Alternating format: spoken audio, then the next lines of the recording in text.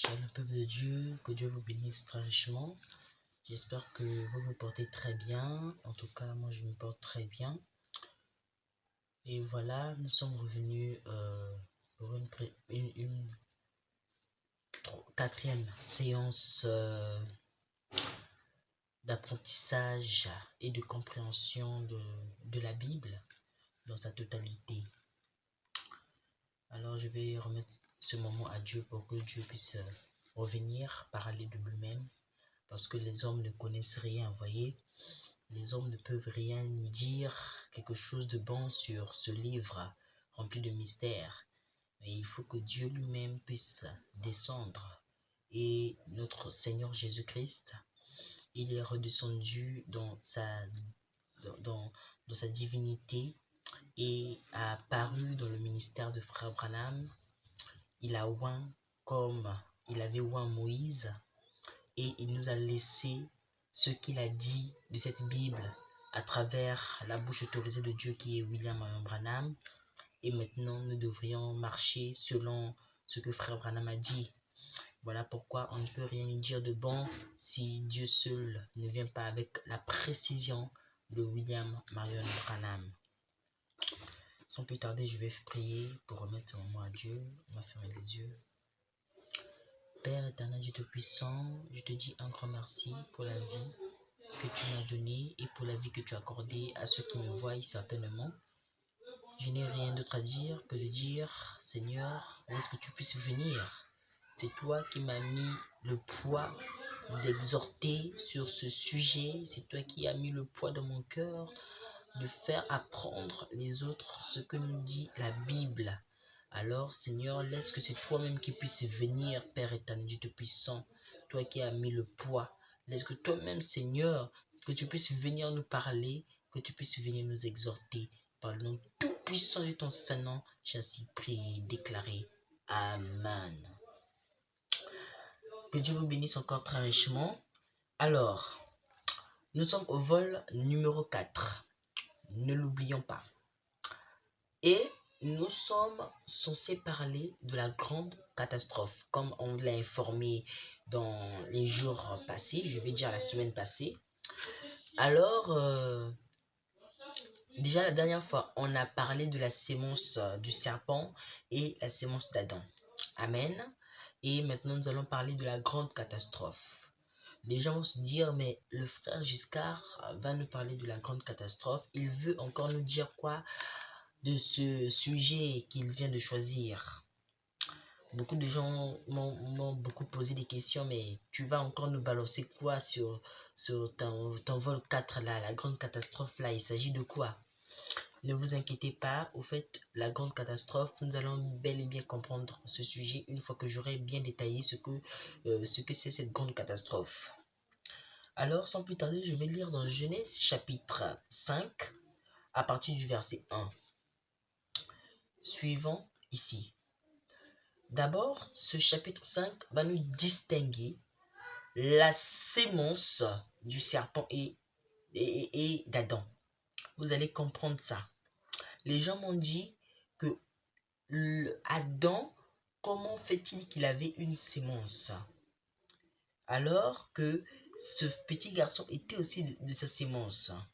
Je vais dire Caïn était aussi de sa sémence. Moi j'ai dit non. Frère Branham n'a pas dit ça. Frère Branham a dit que Ève était une femme porteuse de la sémence du serpent au premier lieu. Il s'agissait d'abord de Caïn, qui était la sémence du serpent. J'ai la citation, ne vous inquiétez pas.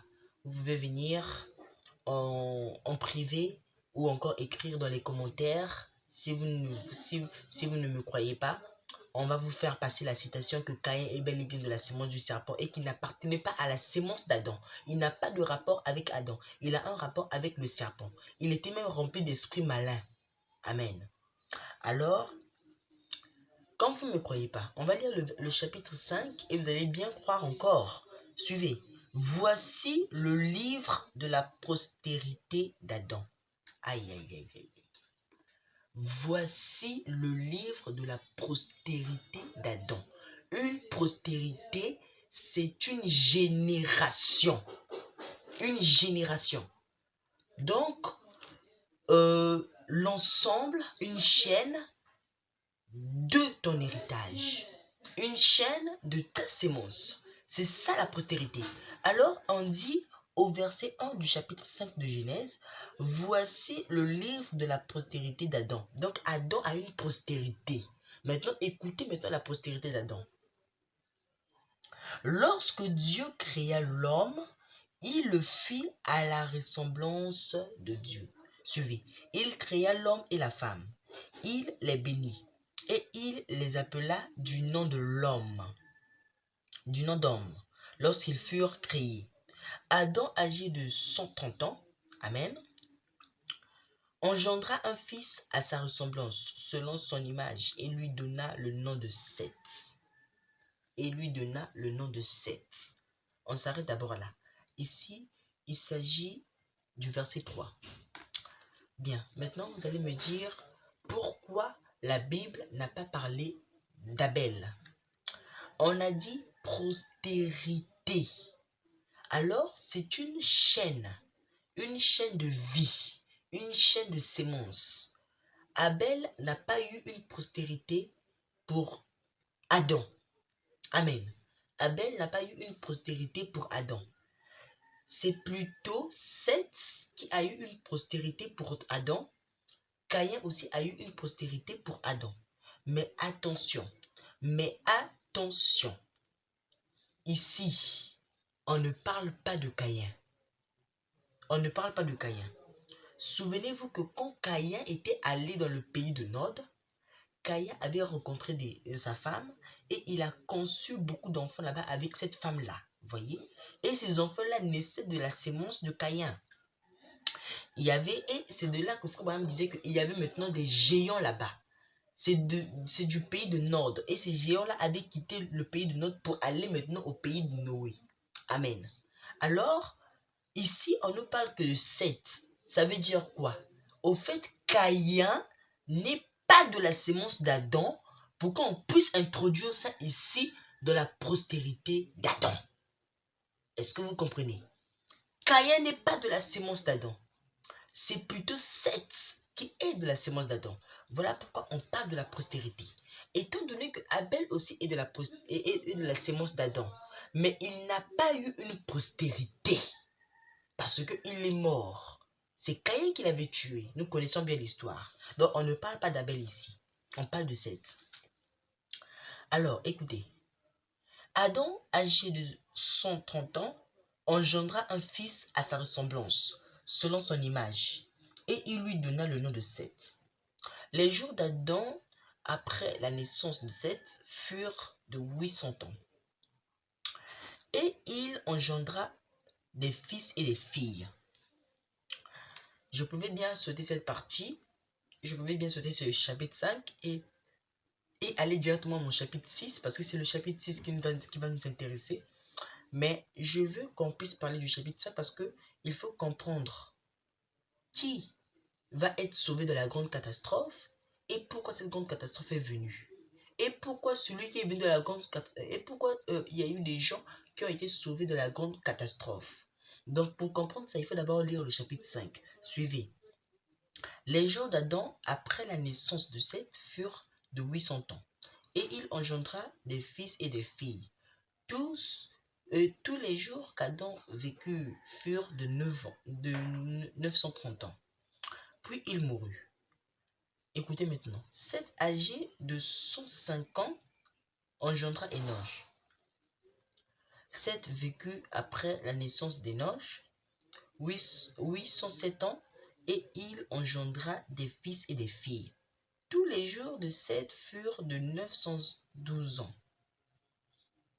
Puis il mourut. Enoch, âgé de 90 ans, engendra Kenan. Enoch vécut après la naissance de Kenan 815 ans et il engendra des fils et des filles. Tous les jours d'Enoch vécurent de 905 ans. Puis il mourut. Kenan, âgé de 70 ans, engendra Mahalaï. Kénan vécut après la naissance de Mahalaï 840 ans et il engendra des fils et des filles. Tous les jours de Kénan furent de 910 ans, puis il mourut. Nahalaïl, âgé de 65 ans, engendra Jéred. Mahalaïl vécut après la naissance de Jéred 830 ans et il engendra des fils et des filles.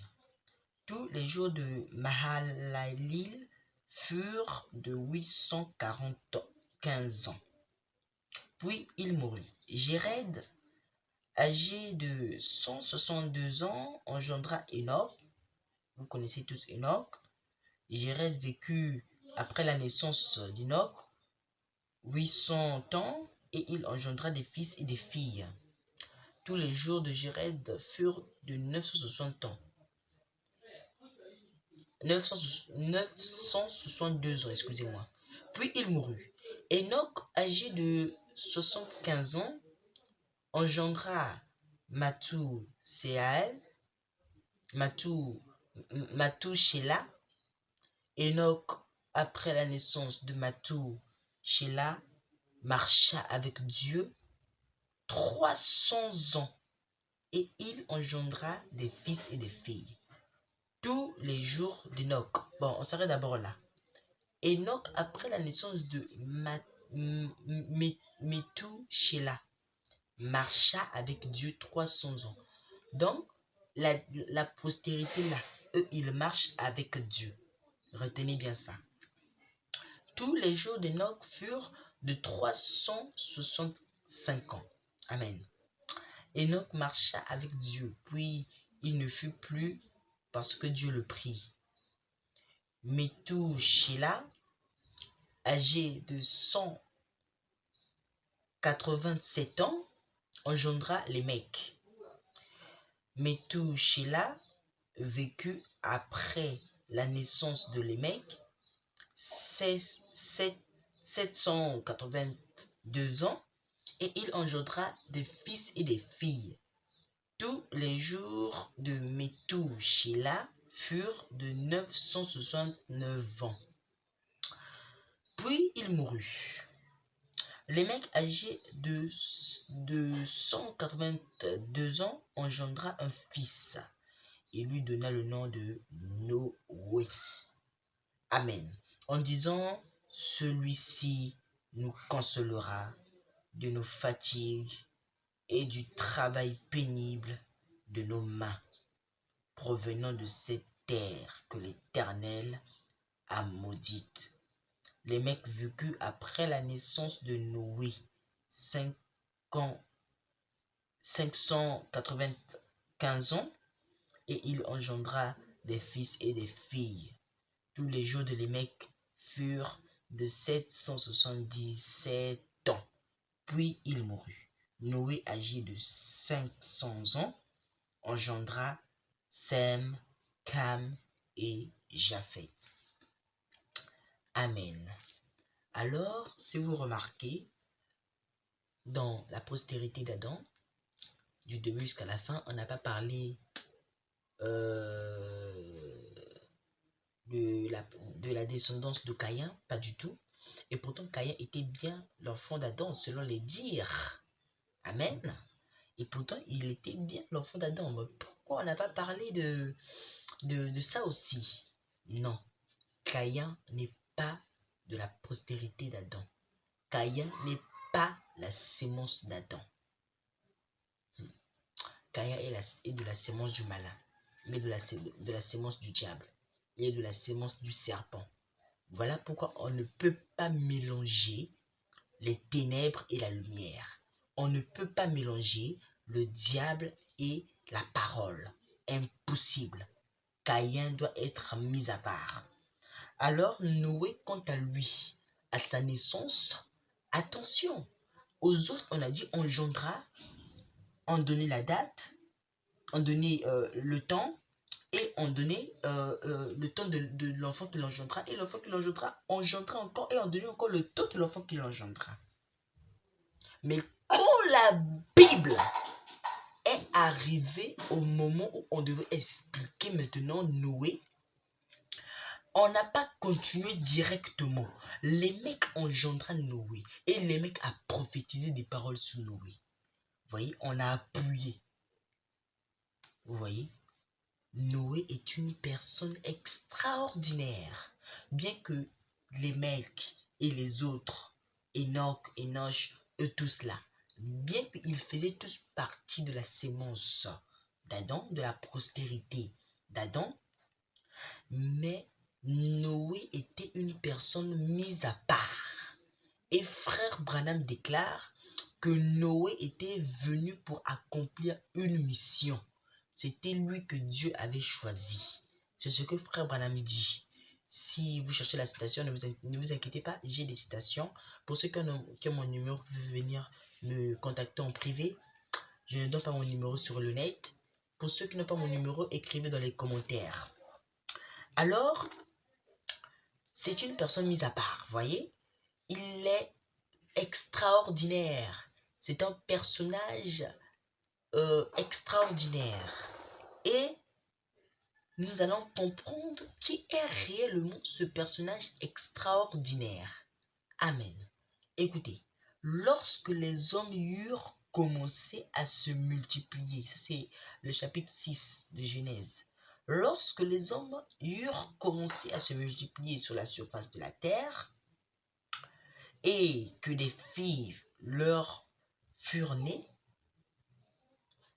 les fils de Dieu virent que les filles des hommes étaient belles, et ils en prirent pour femmes parmi toutes celles qu'ils choisirent. Amen. Alors l'Éternel dit, mon esprit ne restera pas toujours dans l'homme, car l'homme n'est que chair, et ses jours seront de 120 ans. Ça, c'est Dieu qui a dit ça. Amen. Il a dit que son esprit ne restera plus là. Il ne pourra plus toujours collaborer avec les hommes, parce que les hommes s'appuient toujours sur des mauvaises bases. L'esprit de Dieu s'est mis en colère contre cela. Suivons maintenant le verset qui suit. Les géants étaient sur la terre en ces temps-là, après que les fils de Dieu furent venus vers les filles des hommes et qu'elles leur eurent donné des enfants. Ce sont ces héros qui furent fameux dans l'Antiquité. L'Éternel vit que la méchanceté des hommes était grande sur la terre et que toutes les pensées de leur cœur se portaient chaque jour uniquement vers le mal. Amen. Il y avait le mal, il y avait l'obscurité, il y avait trop de mondanité qui avait envahi les cœurs des hommes qui étaient sur la terre. De ce fait, l'Éternel se repentit d'avoir fait l'homme sur la terre.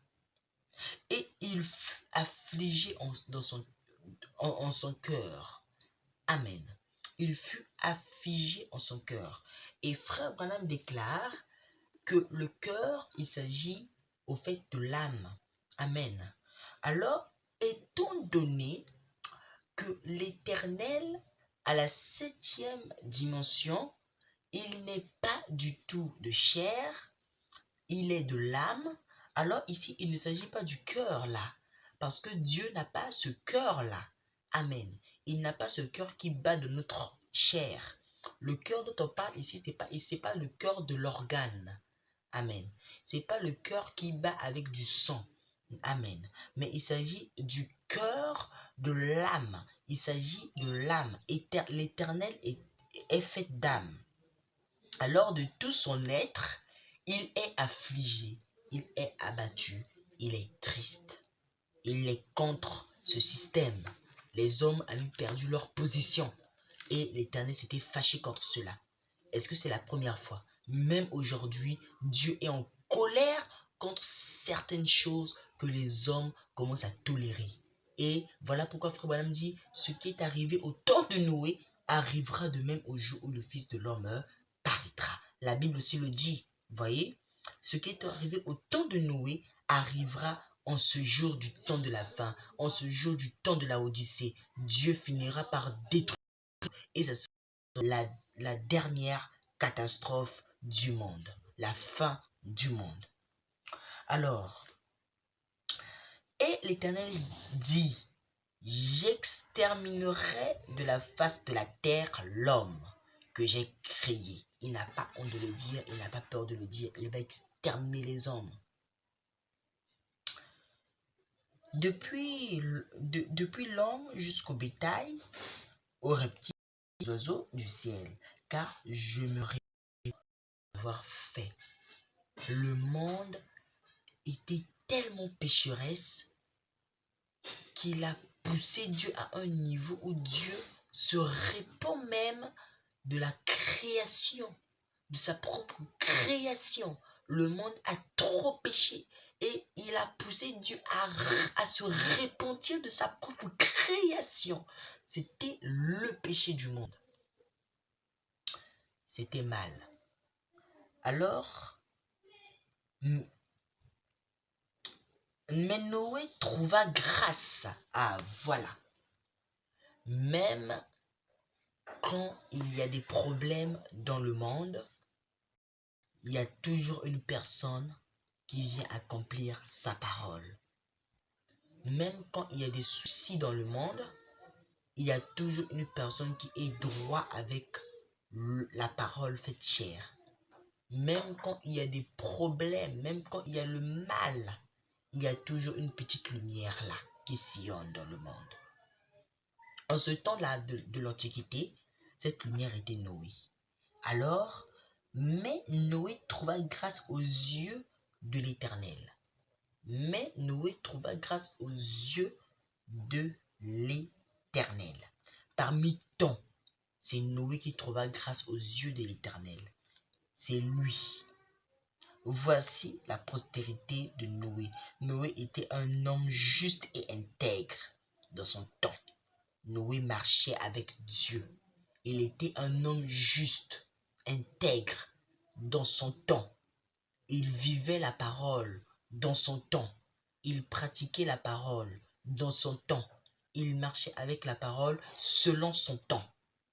Et c'est à cause de ça qu'il a trouvé grâce aux yeux de l'Éternel. C'est à cause de ça que Dieu l'a épargné. Amen. Maintenant, suivez. Noé marchait avec Dieu, la Bible a précisé. Et ce fait de marcher avec Dieu, il ne s'agissait pas seulement de marcher comme ça, je marche avec Dieu. Non, il s'agissait de sa marche chrétienne. Il était constamment, il était honnête avec son Créateur. Il était honnête avec la parole. Amen. Amen. Et la Bible dit, voici ce que la Bible dit. Noé engendra 3 fils, Sem, Cham et Japhet. La terre était corrompue devant Dieu. La terre était pleine de violence. Vous écoutez? Dieu regarda la terre et voici, elle était corrompue, car toute chair avait corrompu sa voix sur la terre. Alors Dieu dit à Noé, la fin de toute chair est arrêtée par devers moi, car ils ont rempli la terre de violence. Voici, je vais les détruire avec la terre. Le mot destruction est significatif d'anéantissement. Le mot destruction est significatif de la fin. Amen. Voyez, quand on voit une maison qui est en phase de construction et que la maison avait vieilli, alors il faut maintenant détruire cette maison. Et quand on détruit la maison, Alors, il s'agit au fait de la fin de la maison. On n'a plus besoin de cette maison, voyez. Alors, on va utiliser la destruction. Il s'agit d'un anéantissement. Et la destruction peut aussi prouver que la chose n'est plus importante. Alors, il faudra que la chose puisse être cassée. Il faudra que la chose puisse disparaître aux yeux de l'individu qui casse, qui détruit. Amen. Et ce mot destruction peut engendrer une catastrophe. Voilà pourquoi je vais vous parler de la grande catastrophe. Quelle est cette grande catastrophe? Suivant. Nous allons comprendre ça facilement. Nous allons comprendre ça. Ça sera très long, mais on va prendre tout notre temps. Alors Dieu... Voilà. Au verset 14, il dit, fais-toi une arche de bois de gopher. Le bois de gopher, le bois de l'arche, c'était un bois de gopher, ne l'oubliez jamais. Alors, fais-toi une arche, de bois de gopher. Tu disposeras cette arche en cellules et tu l'enduiras de bois en dedans et en dehors. Voici comment tu la feras. L'arche aura 300 coudées de longueur, 500 coudées de largeur et 30 coudées de hauteur. Dieu n'a pas seulement dit « crée-moi l'arche ». Il ne s'est pas seulement arrêté ou encore limité en disant voilà, je vais détruire le monde. Toi, Noé, tu te mettras à côté, mais à une seule condition, crée-moi l'arche. Non, il n'a pas dit ça. Quand Dieu vient parler, il précise. Il donne des détails, voyez. Et la même façon que Dieu a parlé à Noé, la même façon que Dieu a travaillé avec Noé, c'est la même façon que Dieu a travaillé avec William Marion Branham. Il fallait les détails, voyez. Dieu, il donne des détails. Il dit à Noé, fais ça, fais ceci, fais cela. Et même le poids, il dit, mets les poids. Vous voyez? Et c'est ainsi que Dieu agissait avec Noé. Pourquoi? Parce que Noé était une personne humble devant la parole de Dieu. Et voilà pourquoi c'était facile pour lui que Dieu puisse l'admirer, que Dieu puisse le parler ainsi. Amen. Lui parler ainsi. Alors, au verset 17, on dit, au verset 16, on dit, tu feras à l'arche une fenêtre que tu réduiras à une coudée en haut. Tu établiras une porte sur le côté de l'arche et tu construiras un étage inférieur, un second et un troisième. Et moi, je vais faire venir le déluge d'eau sur la terre pour détruire toute chair ayant souffle de vie sous le ciel. Tout ce qui est sur la terre périra. Mais j'établis mon alliance avec toi. Tu entreras dans l'arche, toi et tes fils, ta femme et les femmes de tes fils avec toi. De tout ce qui vit, de toute chair, tu feras entrer dans l'arche deux de chaque espèce pour les conserver en vie avec toi. Il y aura un mâle et une femelle, des oiseaux selon leur espèce, du bétail selon son espèce, et de tous les reptiles de la terre selon leur espèce.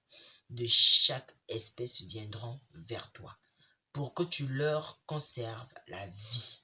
Et toi, prends de tous les aliments que l'on mange et faisons une provision auprès de toi, afin qu'ils te servent de nourriture, ainsi qu'à eux. C'est ce que fit Noé. Il exécuta tout ce que Dieu lui avait ordonné, sans aucune exception. Il exécuta tout ce que Dieu lui avait ordonné. Alors, l'Éternel dit à Noé, entre dans l'arche, toi et toute ta maison, car je t'ai vu juste devant moi parmi cette génération. Tu prendras auprès de toi cette coupe et de tous les animaux purs, le mâle et sa femelle, une paire des animaux qui ne sont pas purs, le mâle et sa femelle. Cette couple aussi des oiseaux du ciel, mâle et femelle, afin de conserver leur race en vie sur la face de toute la terre. Car encore 7 jours, et je ferai pleuvoir sur la terre 40 jours et 40 nuits, et j'exterminerai de la face de la terre tous les êtres que j'ai faits. Noé exécuta tout ce que l'Éternel lui avait ordonné. Noé avait 600 ans lorsque le déluge d'eau fut sur la terre.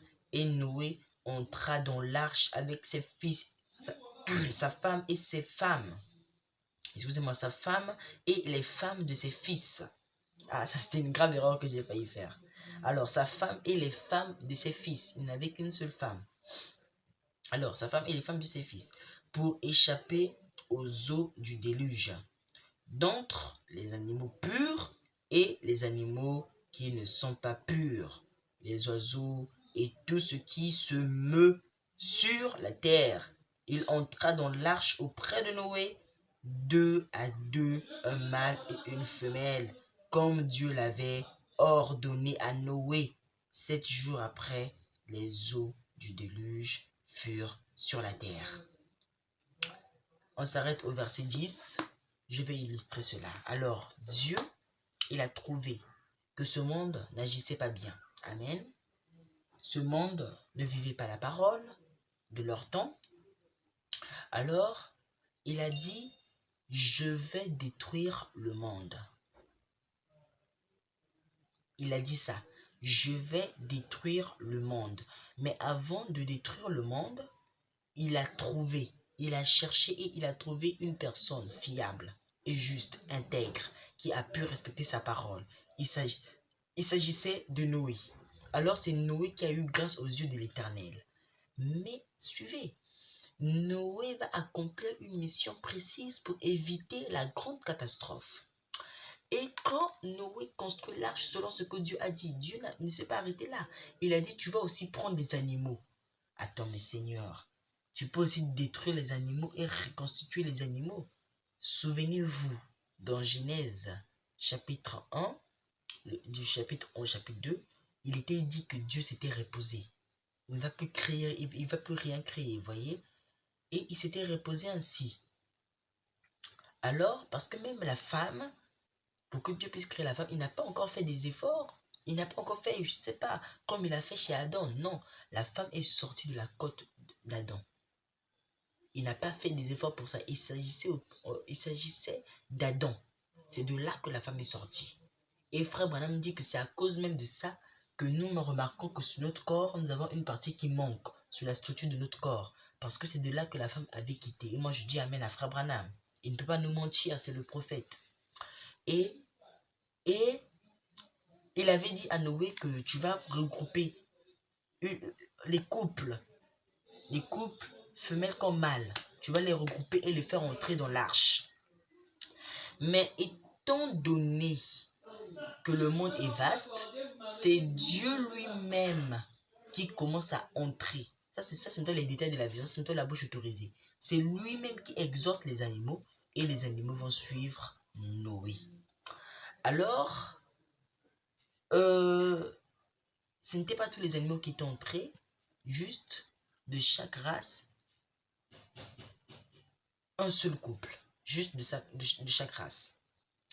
Et le prophète William Marion Branham déclare que avant le temps du déluge, pendant que Noé était en train de bâtir l'arche, Noé, quand il bâtissait, il repartait dans la ville, il exhortait aux gens, venez, venez, venez, car il y aura un temps, Dieu va détruire ce monde. Il prêchait l'évangile, voyez, il parlait de ça et il exhortait sur ça. Les gens ne croyaient pas. Et on se moquait de lui, on disait certainement celui-là c'est un vieillard et comment un vieillard va nous exhorter la parole? Il a quel pouvoir pour lui pour nous dire qu'on va disparaître seulement comme ça?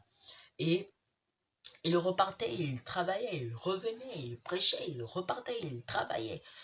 Mais malgré ça, frère Branham dit que ils n'avaient pas écouté, ils se sont moqués de lui.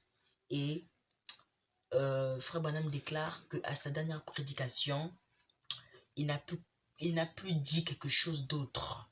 Il n'a plus insisté sur quelque chose d'autre comme il le faisait avant. Il n'a plus prêché sur la vigilance, mais sa dernière prédication était Alléluia. Alléluia. Il avait répété ça plus de 4 fois, c'est-à-dire 5 fois. Il avait fait ça 5 fois. Et frère Branham dit que le chiffre 5, il s'agit de la grâce. Et si Noé, il avait répété Alléluia 5 fois avant le déluge, avant d'entrer dans l'arche, à la dernière prédication, c'est parce qu'il avait reçu la grâce venant de Dieu. Amen. Il avait reçu la grâce venant de Dieu. Et quand il a fini ça, il est entré dans l'arche. Et frère Branham ajoute que l'arche qu'il avait créée n'avait pas de serrure, n'avait pas de poignée. Mais il s'agit au fait de la puissance de Dieu et de l'ange, la puissance de l'ange qui s'était mis devant la porte. Et c'est l'ange qui avait fermé l'arche là. L'arche là n'avait jamais eu de serrure. C'est ce que dit le prophète William Marion Branham. Et je dis tout simplement Amen. Alors c'est Dieu qui avait fermé l'arche. Amen.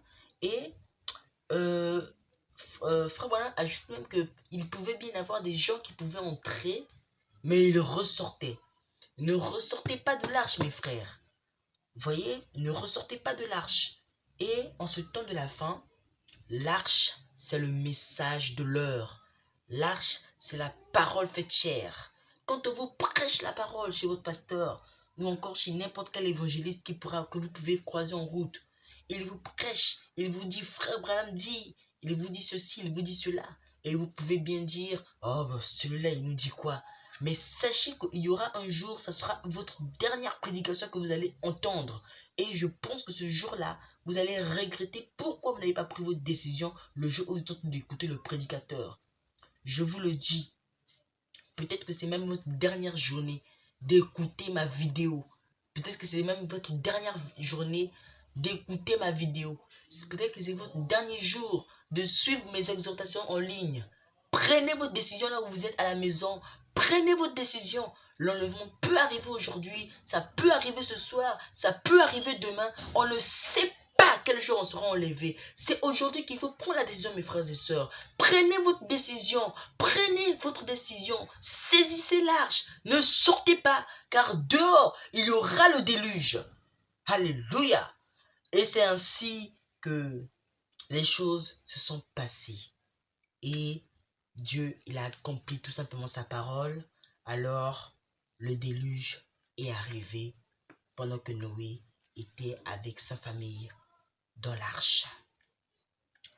Alors, la Bible ajoute au verset 11, lance l'année, c'est-à-dire l'année, 600 de la vie de Noé, il se second mois,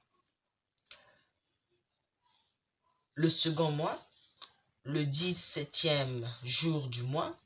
En ce jour-là, toutes les sources du grand abîme jaillirent et les écluses des cieux s'ouvrirent. La pluie tomba sur la terre, 40 jours et 40 nuits. Donc, le déluge, la grande catastrophe, c'est ça, la grande catastrophe. Cette grande catastrophe, il s'agissait du déluge. Et ça a créé des morts. Peut-être que pour nous, ça ne peut être qu'une histoire. Peut-être qu'on ne voit que ça comme une histoire. Ça, c'est du papier, c'est dans la Bible. Mais si vous pouvez essayer de fermer vos yeux et essayer d'imaginer que ce monde, aujourd'hui, en ce temps que nous vivons, essaie d'imaginer là où tu es. Tu évites la mort, tu es en sécurité à la seconde près et l'eau augmente jusqu'en haut, jusqu'à une dimension là où on ne peut pas croire. Amen. Jusqu'à la dimension où même peut survoler l'avion. L'eau augmente. et les gens sont dans l'eau. Imaginez une scène comme ça, c'est catastrophique. C'est ça la grande catastrophe. C'est ça la grande catastrophe que Dieu a bâtie pour détruire ce monde. Mais voyez, quand la grande catastrophe est venue, c'est pas venu détruire tout le monde. Il y avait un but précis. Dieu a gardé sa sémence. Il a gardé les gens qui ont gardé sa parole. Il a gardé ces gens-là. Et cette grande catastrophe s'est abattue sur ceux qui n'ont pas respecté, ceux qui n'ont pas été intègres avec la parole de Dieu, avec le message que Noé avait prêché en ce temps-là.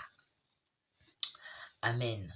La pluie tomba sur la terre, 40 jours et 40 nuits.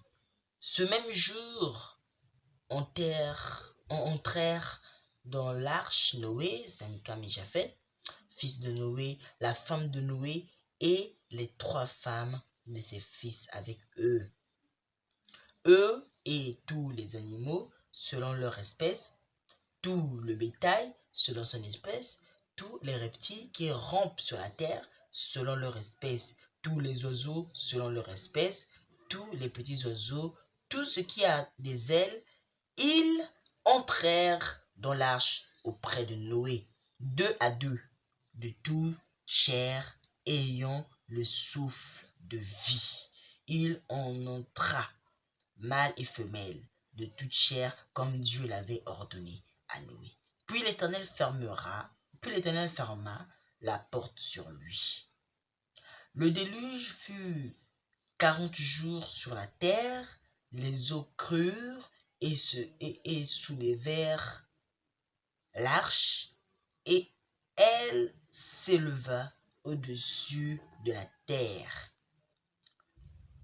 Les eaux grossirent et s'accrurent beaucoup sur la terre, et l'arche flotta sur la surface des eaux. Les eaux grossirent de plus en plus, et toutes les hautes montagnes qui sont sous le ciel entier furent couvertes. Les eaux s'élevèrent de 15 coudées. Oh, alléluia! Au-dessus des montagnes qui furent couvertes. Tout ce qui se mouvait sur la terre périt, tant les eaux que le bétail et les animaux, tout ce qui rampait sur la terre et tous les hommes, tout ce qui avait respiration, souffle de vie dans ses narines et qui était sur la terre sèche, mourut. Tous les êtres qui étaient sur la face de la terre furent exterminés, depuis l'homme jusqu'au bétail, aux reptiles et aux oiseaux du ciel. Ils furent exterminés de la terre. Il ne resta que Noé et ceux qui étaient avec lui dans l'arche. Les eaux furent grosses sur la terre pendant 150 jours. Voici la grande catastrophe, mes frères. C'est ça, la grande catastrophe qui a produit tout ceci. C'était seulement à cause d'un péché que Dieu a puni tout le monde. Parce que tout le monde était dans le péché. Mais il y a eu des gens intègres parmi ces gens. Il y a eu quand même des gens qui ont pu vivre la parole. Et c'est ce que Dieu va faire aujourd'hui. Il va retirer son épouse et il va donner la dernière catastrophe, la plus grande catastrophe que ce monde va subir. Et je n'ai pas honte de le dire. Frère Branham, il a dit que les États-Unis vont disparaître. S'il y a quelqu'un qui veut m'arrêter, je ne suis pas là-bas. Vous savez, cette Bible-là, pour qu'on puisse même lire rien que cette Bible, il y a des gens qui se sont sacrifiés, qui sont morts pour qu'on puisse lire la Bible. On les a déchiquetés, on les a coupés la tête. Moi, je n'ai plus peur. Vous voyez, j'ai atteint un niveau où je dois parler la vérité. La vérité ou rien. Si on veut me tuer à cause de cette vérité, je vais mourir. Comme Étienne qui pouvait mourir pour la vérité. Comme Étienne qui pouvait être lapidé pour la vérité. Je serai lapidé pour la vérité, je m'en fous. Il suffit, je vais dire cette vérité. Les États-Unis seront bombardés par la Russie. C'est ça qui va provoquer la dernière catastrophe que ce monde devra subir. C'est ce que dit Frère Branham dans sa 7e vision, les États-Unis. Alors mes frères, il faut prendre conscience de cette parole. Il faut prendre conscience de ce message. Nous sommes au temps de la fin. Si tu ne prends pas conscience de ça aujourd'hui, quel jour tu vas prendre conscience? Si tu ne saisis pas le message aujourd'hui, quel jour tu vas saisir ce message? Vous dites, demain est un jour, je vais encore un peu profiter de ma jeunesse parce que j'ai encore beaucoup de choses à accomplir. Mais vous pensez que le demain vous appartient? Le demain ne vous appartient pas, mes frères. Demain peut être un jour de mort pour vous. Ce soir peut être un jour de mort pour vous. Peut-être que c'est la dernière fois que Dieu vous parle à travers une exhortation. Mais quel jour vous allez prendre conscience que je suis au temps de la fin, je suis à un temps crucial où Dieu va faire encore abattre ce qu'il a donné au temps de Noé, ce qu'il a donné au temps de Sodome, c'est ce qui va se répéter aujourd'hui. Pourquoi vous ne voulez pas prendre conscience de ça? Oh là là! Ne vous attachez pas au monde, mes frères. Ce monde est éphémère. Attachez-vous à ce qui dure. Attachez-vous à ce qui est éternel. Il s'agit de la parole. Attachez-vous à Dieu. C'est lui le résultat de notre vie ici sur terre. Amen. Si vous le rejetez, alors vous rejetez sa parole. Si vous rejetez sa parole, vous rejetez la vérité. Et si vous rejetez la vérité, vous rejetez l'arche. Voyez? Automatiquement, vu que les gens n'aimaient pas Noé, vu que ces gens n'aimaient pas ce que disait Noé, vu qu'ils ont rejeté Noé, ils ont rejeté l'arche, ils ont rejeté les paroles du Dieu de Noé et ils ont rejeté d'être secourus. Voilà pourquoi ils ont été emmenés à la mort. Moi, je veux être comme ces gens-là qui pouvaient dire Noé est un homme fort et je vais suivre Noé. Je vais suivre le Noé d'aujourd'hui. Il s'agit de Frère Branham. Je vais suivre le message de l'heure. Je vais suivre ce qu'il a dit. Noé, c'est Frère Branham. Et l'arche, c'est le message. Crois à ce que dit Noé. Pars avec Noé. Accepte ce que Noé a dit. Accepte ce que Noé a construit. Rentre dans l'arche. Crois au message de l'heure. Mes frères, il est plus tard que nous le pensions. Que Dieu vous bénisse. J'espère que vous allez savoir comment éviter cette grande catastrophe. À nous revoir au vol numéro 5. En tout cas, nous avons fini aujourd'hui. Je vais prier. Père éternel, Dieu Tout-Puissant, nous te remercions pour ce que tu viens de nous donner encore aujourd'hui. Laisse que tu puisses garder chacun de nous, que tu puisses aussi faire ce que ce message puisse méditer chacun de nous par le nom puissant de ton saint nom, le Seigneur Jésus-Christ. J'ai ainsi prié et déclaré. Amen. Que Dieu vous bénisse. À nous revoir au vol numéro 5. C'était le frère Giscard Makita. Que Dieu vous bénisse. Je vous aime beaucoup. Abonnez-vous, mettez des likes et commentez si vous n'avez pas compris une partie. Vous pouvez commenter. Mon équipe va vous expliquer cela dans les détails. Que Dieu